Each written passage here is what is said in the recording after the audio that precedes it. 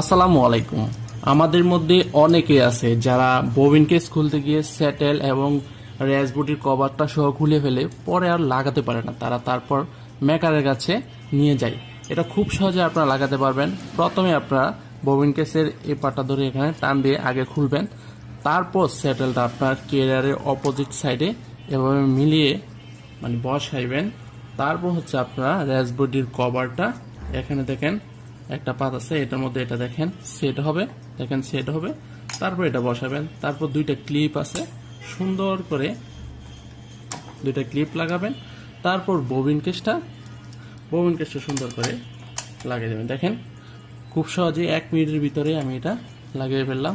এভাবে খুব সহজে আপনারা যদি স্যাটেল ববিন কেস খুলে ফেলেন তো অবশ্যই লাগাতে পারবেন।